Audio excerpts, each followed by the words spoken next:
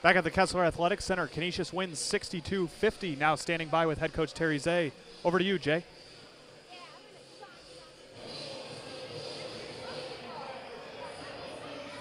Say to 50. Focused on was Kayla Shaw. Margaret Halfton, our daughter, seemed to have that assignment a good portion of the night. Yeah, she did an awesome job. You know, we had a bunch of days to prepare, so all we did was, you know, we have our male practice players running their stuff, and we're just guarding it. And, you know, Margaret just wouldn't let her get a clean look at the basket off of the stagger doubles. Like, that was probably one of the best defensive games she's played. And then her offense play was good as well. So, yeah, just all of them defensively. I thought it was a really good defensive game for us. You mentioned Margaret Halfton, our daughter, with the career high 22 points. It's her senior weekend here. I mean, did you expect to see this kind of performance out of her? Yeah, you know, she hasn't been shooting the ball well, but she can shoot, and we knew that was going to change. Though I did tell her the three at the end of the half, we were trying to hope for the last possession. She said, "Oh, I just thought I heard you yelling for me to shoot the basketball." So, but no, she's just playing. You know, she had a great game, great floor game. I thought Sweeney was really good defensively. I thought Liv came off the bench and gave us some really, really good minutes. And Dia Ziegler was really good. Like, she did some nice things out there. She was strong in the middle in the first half, made a couple of shots to loosen things up. And then, you know, with our movement, we got side of the ball in the middle of that zone, and she really hurt them in there. Yeah, Coach, you really are prepared. You've taken my question right away from me. I wanted to talk about the three freshmen, and Ziegler, Vernon, and also Sanderlin tonight. They seem to have been showing a patience about them tonight that maybe, you know, we've seen it gradually. It spurts different times throughout the year, but they seem to have it almost the entire game tonight. Yeah, you know, Danielle was Rookie of the Week. I think she's starting to feel it and calm it a little bit, and Dia's starting to see it. It's a really tough adjustment. The game is so much faster, and I thought today she used her speed well. She exploded when she needed to. She was under control when she needed to. Defensively, she was really good, took a big charge for us. So understanding that flow. And Liv gets it and feels it, and I think she's starting to feel a little bit better as well. Now, of course, you know, it's a big stretch here. 3 more games still to come, including 2 in the next, 4 nights here for your team.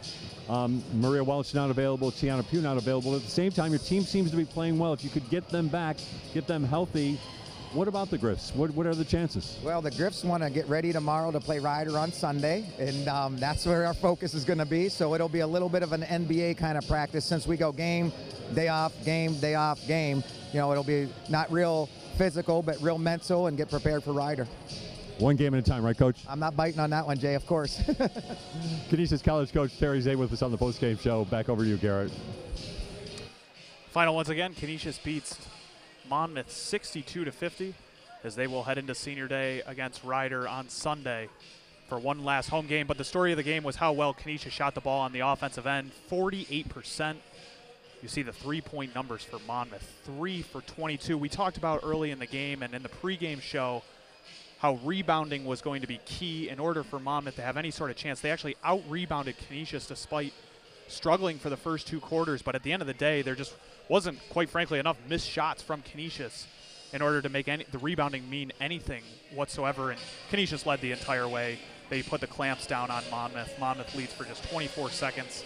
They scored the first basket of the game, and that was about it for Monmouth. For an important game, it was a good performance by Canisius, not so good by Monmouth. And everybody's all smiles here at the Kessler Center, but like Coach Zay said, NBA-type schedule now here over the next couple of days. Yeah, and Sarah Henrich's daughter, who's going to be our Pepsi player of the game, but you really could have given it to either Sarah or Margaret. Really? Both players who stepped up were able to play well offensively, but both defensively as well. Sarah Henrich's daughter notches 9 rebounds, her 5th 20-point performance this season. And she didn't get the start for Canisius, but she finished it off for the Griffs.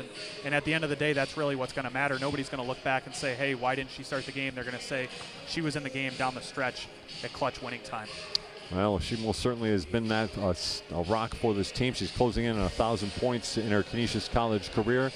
And a good performance by her and her team to go to 7-8 in conference play.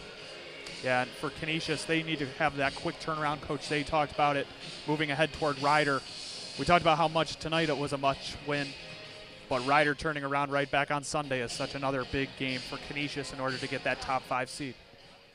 So for Garrett Layton, I'm Jay Moran saying so long from the Kessler Athletic Center, where Canisius beats Monmouth tonight 62-50.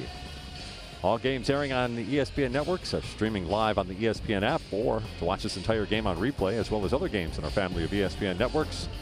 Log on to watchespn.com or download the Watch ESPN app. This has been a presentation of ESPN.